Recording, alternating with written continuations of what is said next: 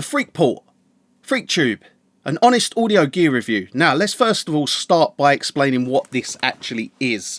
So inside here we have 4 tubes, 2 sets of tubes on this side, 2 sets of tubes on that side, both different tubes.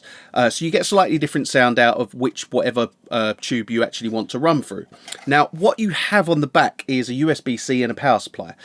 How this works is quite unique in the sense that what you do is you open it like it was a plug-in. Now you'll see behind me here, you'll see the plug-in is actually open behind me. That's the plug-in. It opens like a plug-in. You can control everything from within inside this unit via the plug-in down the USB port. So how it works is you open it as a plug-in. Audio sent from the computer into the box.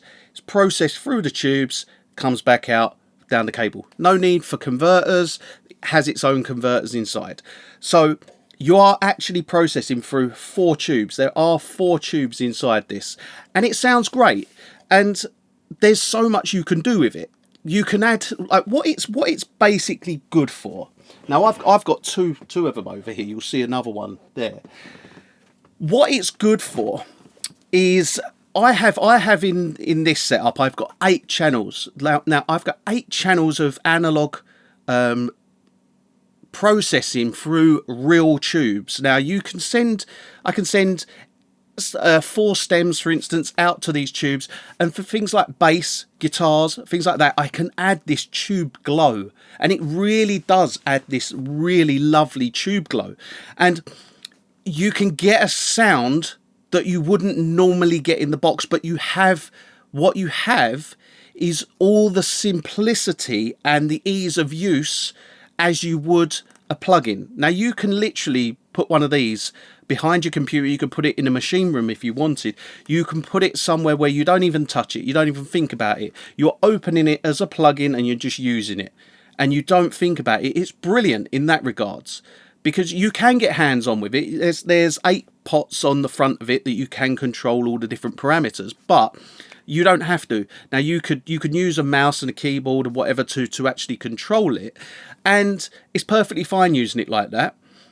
But the good thing about this is it's the closest thing to a plug-in, of it feeling like a plug-in, it being very much a bridging the gap between plugins and hardware, where you don't need any additional I/O. You don't need anything. Like, it doesn't have any analog input or outputs. It's all down the USB, so you don't have to plug in XLRs or jacks and have additional I/O on your interface. It's literally a USB cable. Now you could go anywhere with that.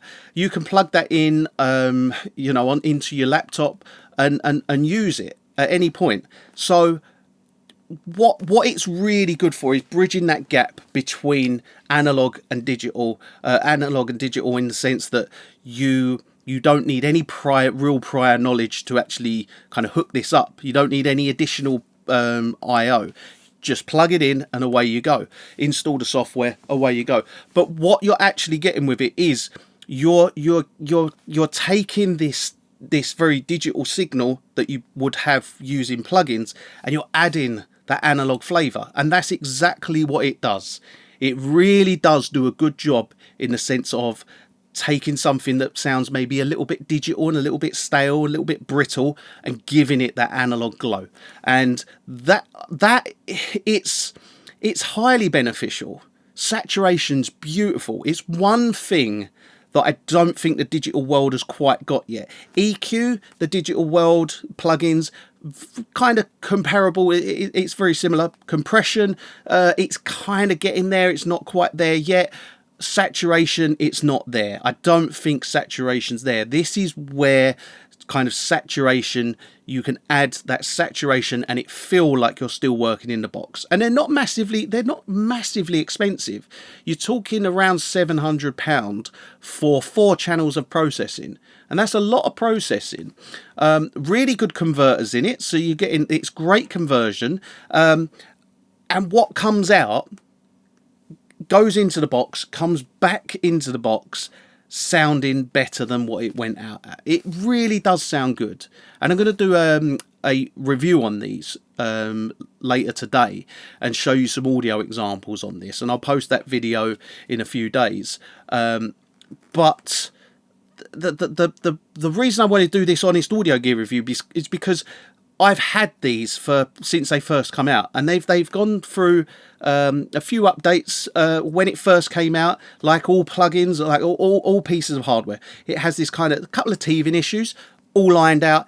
It's actually perfect now. The way it works is perfect. It really does sound good, and you can't really go wrong with it. If what you want, here's the thing. If what you want is to stay in the box, to not have to come out the box, but you want to just apply this analog flavor and this analog sound whilst feeling like you're still in the box, this is the kind of product that you need, because it will not use any additional I/O. You won't have to have 4 more channels on your interface that route out to in and out to it. It's all off of the USB. It's brilliant. You really can't go wrong with it.